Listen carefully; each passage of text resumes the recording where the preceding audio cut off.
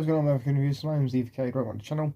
And today, I want to talk about something a bit different. I want to talk about why Codemasters is actually the key to bringing EA to the Evercade platform. Now, obviously, got the first little fact that, well, back last year, I believe it was last year anyway, at the time we were making this, Codemasters was acquired for about $2.1 billion by EA.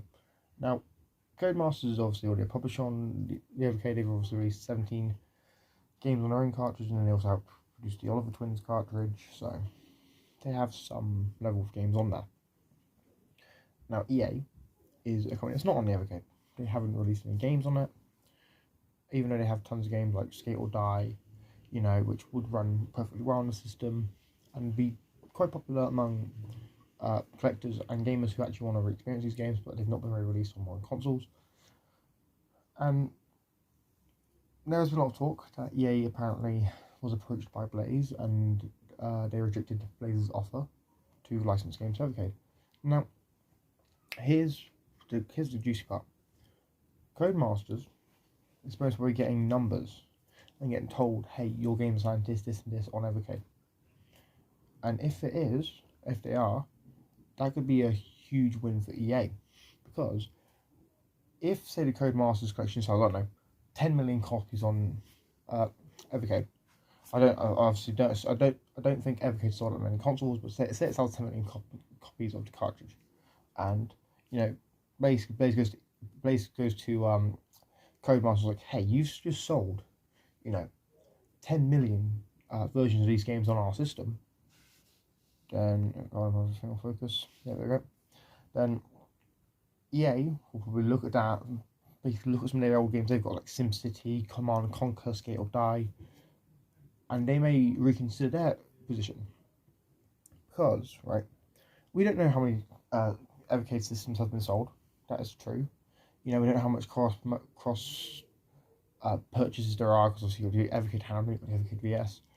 But if you look at the YouTube numbers of some of the videos, right, some of the videos have tens of thousands of views, some of the videos have hundreds of thousands of views. So it is actually very plausible that there are a lot of collectors out there that own both or own one or the other. You know, and Codemasters is a huge draw for Evercade. You're getting able to play games like Sensible Soccer, Command & Conquer, Cannon Fodder, among a bunch of other stuff. It's pretty great. It's pretty great for many collectors and many consumers. You can't shell out for the original versions of these games on the original systems because they're either expensive or come out as 17 games. So yeah, but with EA owning Codemasters, I feel like Codemasters' success on Evercade could be what makes or breaks EA's decision to come to the Evercade and release some games on Evercade.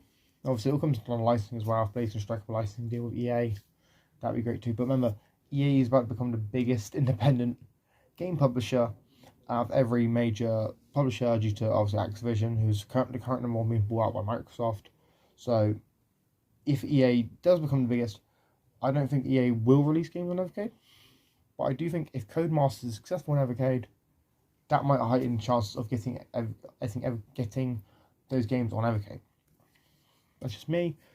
Let me know your thoughts about this in the comments down below. Do you think Codemasters is the key to getting EA games on Evercade? Do you not think that's what's going to happen? You know, let me know in the comments down below. Would you like to see EA games on Evercade? Which EA games would you like to see? Would you like to see SimCity? Would you like to see Command & Conquer? You know, what do you want to see? Ultima? You know, whatever you want. Anyway, guys, I've been Evercade, and I'm signing out. Peace.